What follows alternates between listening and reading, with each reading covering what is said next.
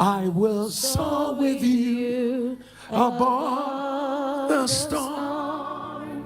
Father, you are king over the storm.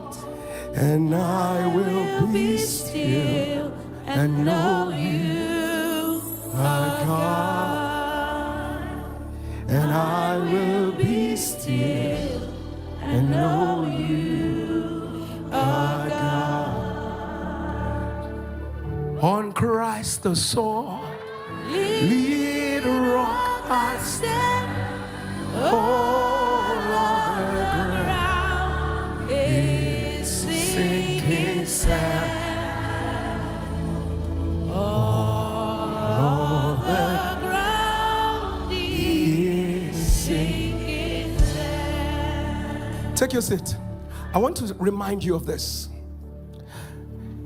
There are different things the devil wants you to see whenever you are in a season of transition. Number one, he wants you to see that it is natural. What you're going through is natural. It has happened to this person, it has happened to this person, so you are not the only one. So, and that is why it was the wind and the waves. These are natural occurrences. Number two, when they saw Jesus, they say it is a spirit. People of God, they didn't know who he was. That is, it is mysterious. The devil wants you to assume that what is happening to you is mysterious. God, I don't know, where is it coming from? Where is it going to? I don't know why these things are always happening to me. So you get into that thought of mysterious. Mystery that doesn't have a solution.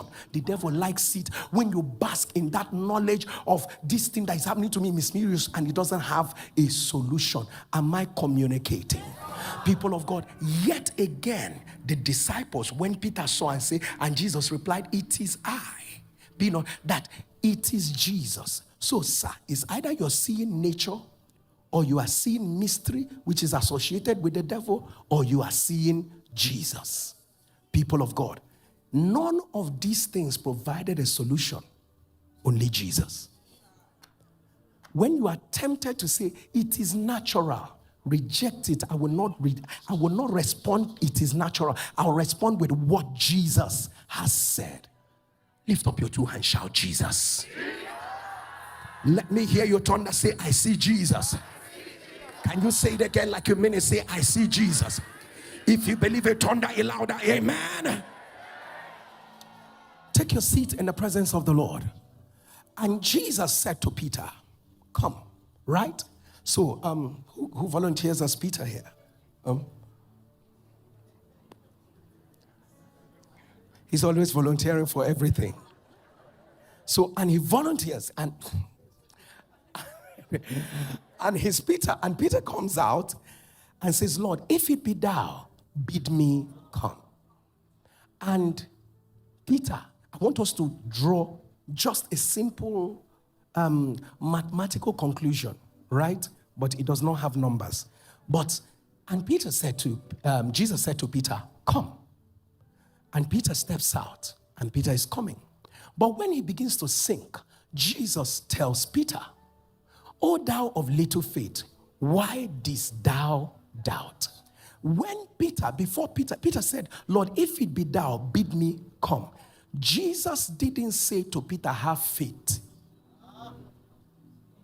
Did you hear what I just said? But then again, when Peter starts sinking, he reprimands Peter for lack of faith.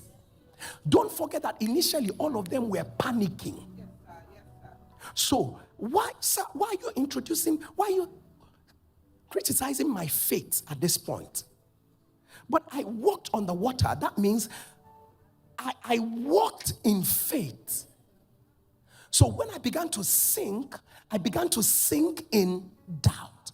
So at what point did I have faith without knowing I was walking in faith? It was when Jesus said to him, come. So the word Jesus spoke became faith in him. I don't know whether you're getting what I'm saying. So, sir, don't joke with the word. So Peter was walking in faith without so one moment he forgot the word. I don't know whether you're getting what I'm saying. One moment he forgot the word. People of God, the Lord now asked him, why did you let your faith shake? Now you are sinking. You started off well. Why are you doubting? You started off believing me. Why did you lose confidence in who I am?